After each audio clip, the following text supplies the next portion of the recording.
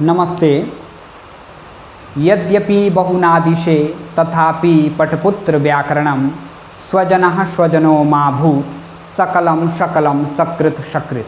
जी हाँ, एक पिताजी एक अपने बेटे से कह रहा है, पिता अपने बेटे से कह रहा है कि हे पुत्र, मैं ये नहीं बता रहा हूँ कि तुम बहुत अधिक साहित्य का अध्ययन कर लो, तुम बहुत अधिक किसी साहित्य में पारंगत हो जाओ, निपुण हो जाओ, मैं ऐसा नहीं कह रहा हूँ, लेकिन तुम थोड़ा सा व्याकरण जान लो, व्याकरण पढ़ लो, जिससे तुम जो शब्दों का उच्चारण है शब्द सही बोल पाओगे। इसलिए तुम्हें व्याकरण पढ़ना चाहिए, क्योंकि अगर आपको स्वजन बोलना है, स्वजन मतलब अपने जन, अपना आदमी, उसके लिए उसके स्थान पर आप लोग स्वजन ना बोल दें। जी हाँ, स्वजन कुत्ता जन आदमियों के लिए प्रयुक्त होता है, तो ऐसा आप कहें ना, सकलम की जगह शकलम ना आप बोल दें। जी हाँ, सकलम माने संपूर्ण और शकलम माने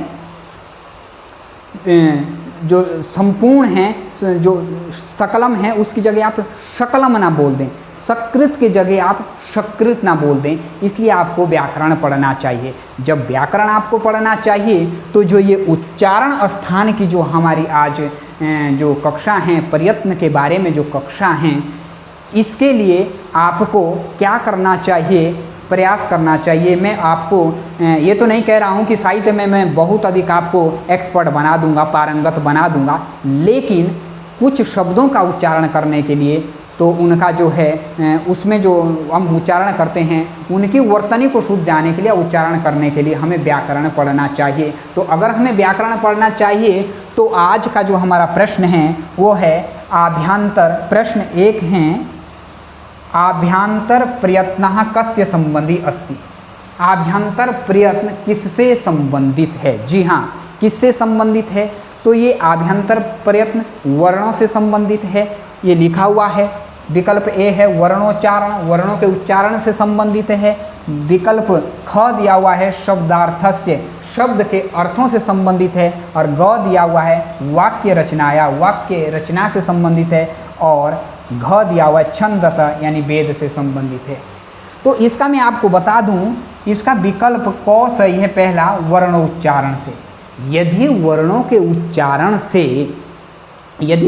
उच्चारण से जो है ये आभ्यंतर प्रयत्न संबंध रखता है वर्णों के उच्चारण से, तो क्यों ना आप लोगों को व्याकरण पढ़ना चाहिए, ताकि जो वर्ण आप बोलते हैं उसका आप गलत इस्तेमाल ना कर दें। श के जगह स ना बोल दें या स के जगह श ना आप बोल दें। जी हाँ, आप देखिए ये पहला जो प्रश्न है यहाँ पे लिखा है, पहला प्रश्न लिखा है यहाँ पे कि पहला प्रश्न है आभ्यंतर प्रयत्नः कस्य संबंधी अस्ति। आभ्यंतर प्रयत्न किससे संबंधित है? मैं आपको बता दूं, मैंने इससे पूर्व की कक्षा ऐप में पढ़वा रखी है। जी हाँ, ऐप में मैंने सभी विषयों की विस्तार से कक्षा पढ़ा रखी है, प्रयत्न पढ़ा रखे हैं। प्रयत्न कितने प्रकार के होते हैं? 2 प्रकार के होते हैं, आभ्यंतर प्रयत्न, बाह्य प्रयत्न। आभ्यंतर प्रयत्न कितने प्रकार के होते हैं? 5 प्रकार के होते हैं। बाह्य प्रयत्न 11 प्रकार के होते हैं। इन सब की विस्तार से मैंने कक्षा जो हैं ऐप पे बता रखी है। कृपया करके आप लोग जो हैं हमारी उन कक्षाओं को विस्तार से पढ़ने के लिए ऐप पर जाएं, ऐप को डाउनलोड करें या हमारे टेलीफोन नंबर 9808936634 पर कॉल करें। जी हाँ, अब चलिए सीधे प्रश्न पर चलते हैं। आभ्यंतर प्रयत्नः कस्य संबंधी अस्ति। आभ्यंतर प्रयत्न किससे संबंधित है? तो क दिया हुआ है वर्णों के उच्चारण से संबंधित, ख दिया हुआ है शब्दों के अर्थों से संबंधित, और ग दिया हुआ है वाक्य की रचना से संबंधित, और घ दिया हुआ है छंदसा यानी छंद से संबंधित है। तो मैं आपको बता दूं, इसका जो सही उत्तर है क है वर्णों के उच्चारण से। जी हाँ, वर्णों के उच्चारण से आभ्यंतर प्रयत्न 5 प्रकार का होता है, उसमें जो हैं ये वर्णों का ही उच्चारण होता है। तो चलिए आगे चलते हैं।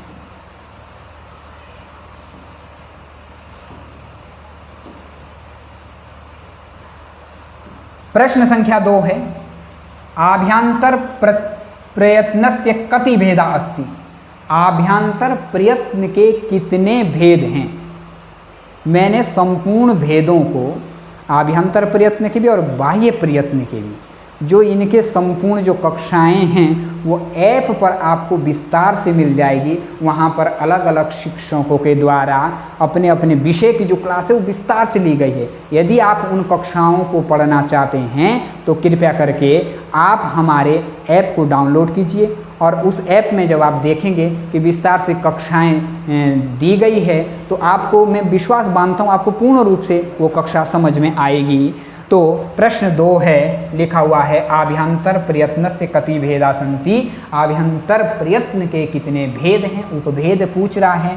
तो क दिया हुआ 3, 3, 4, 4, 5, 5 और 6। मैंने आपको बताया था आभ्यंतर प्रयत्न के जो प्रकार हैं, जो उपभेद है, विकल्प ग सही हो जाएगा, पंच। जी हाँ, पंच प्रकार। पंच प्रकार है स्पृष्ट, ईषद स्पृष्ट, ईषद विवृत, विवृत और संवृत। ये 5 प्रकार है। इन 5 प्रकारों को मैंने जो है ऐप में जो वीडियो डली हुई है विस्तार से समझाया है। कृपया करके इन प्रश्नों का उत्तर देने से पहले आप उन कक्षाओं को देखिए। जी हाँ, आप ये वीडियो देखें बर नहीं, कॉपी पेन निकाल कर बैठें और पहले उन कक्षाओं को देखिए आप, उसके बाद ही आप इनका उत्तर दे पाएंगे। आगे का प्रश्न है प्रश्न संख्या 3। प्रश्न संख्या 3 है स्पृष्ट प्रयत्नः केषु वर्णेषु भवति। जो स्पृष्ट प्रयत्न हैं, जो आभ्यंतर प्रयत्न का एक भाग है, उपभेद है स्पृष्ट प्रयत्न, उनमें केषु वर्णेषु भवति, किन वर्णों का जो वर्णन है होता है, किन वर्णों का वर्णन होता है। तो विकल्प क दिया हुआ है स्वरेषु, मतलब स्वरों का, अंतस्तेषु,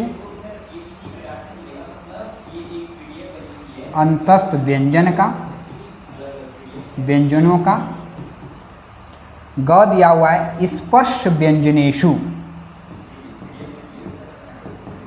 स्पर्श व्यंजन का, या ऊष्मसु या ऊष्म व्यंजन का, ऊष्म व्यंजन का। तो मैं आपको बता दूं स्पृष्ट जो प्रयत्न हैं उनमें जो किन वर्णों की गणना होती हैं, तो स्वरों की गणना नहीं होती है। वहाँ पे बताया गया है विवृतम स्वराणाम, उसमें जो है अंतस्थ, अंतस्तेषु, उसमें अंतस्थ व्यंजन या वर्ल की गणना नहीं होती हैं। स्पर्श व्यंजनेषु, स्पर्श व्यंजन उसमें गणना होती हैं। कादयो मावसानाम, क वर्ग, च वर्ग, ट वर्ग, त वर्ग, प वर्ग, 25 वर्ण। जी हाँ, 25 वर्ण जो है उसमें पाए जाते हैं। और ऊष्म व्यंजन की गणना नहीं होती है। कृपया करके आप लोग इससे पूर्व की कक्षा को जरूर देखें, मैं आपको विश्वास दिलाता हूँ जरूर आप तभी जो हैं इनका सही उत्तर दे पाएंगे। प्रश्न संख्या 4 है, प्रश्न संख्या 4 है ईषद स्पृष्ट प्रयत्नः केषु वर्णेषु भवति। ईषद स्पृष्ट प्रयत्नः केषु वर्णेषु भवति। ईषद स्पृष्ट में जो है किन वर्णों का जो है केषु वर्णेषु भवति, किन वर्णों का वर्णन होता है। तो मैं आपको बता दूं अंत अस्थ वर्णेषु, ख दिया हुआ है स्पर्श वर्णेषु, घ दिया हुआ है स्वर वर्णेषु और घ दिया हुआ है ऊष्म वर्णेषु। जी हाँ, 4 विकल्प दिए हुए हैं, आप बता सकते हैं।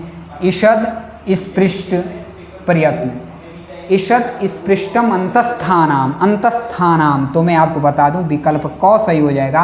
अंतस्थ व्यंजन जो की संख्या बताई गई है य, व, र, ल, 4 इसकी संख्या है, वही जो है ईषद स्पृष्ट के अंतर्गत आते हैं। प्रश्न संख्या 4 है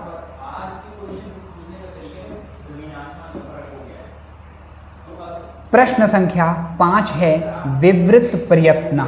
जी हाँ, मुख्यतः केषु वर्णेषु भवति।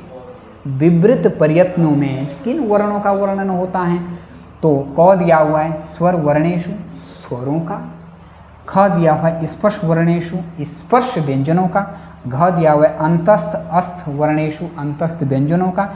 या ऊष्म वर्णेषु, ऊष्म वर्णों का। तो मैं आपको बता दूं विकल्प क इसका सही हो जाएगा, स्वर वर्णेषु, यानी स्वर वर्णों का विवृत प्रयत्न होता है। कहा गया है विवृतम स्वराणाम। यदि हमारी ये कक्षाएं आपको समझ आ रही हैं तो कृपया करके आप इन कक्षाओं को अपने मित्रों को भी शेयर करिए, कमेंट करिए, लाइक करिए। और दूसरी बात यह है, हमारे जो है एक ऐप चल रहा है सारथी कोचिंग सेंटर, तो उसको जो है आप प्ले लिस्ट से जो है डाउनलोड कीजिएगा। और उसमें जो हैं यदि आपको कुछ भी उसमें परेशानियां होती हैं, दिक्कत आती है, तो हमारे टेलीफोन नंबर 9808936634 पर कॉल करके पूछ सकते हैं। अभी के लिए नमस्ते।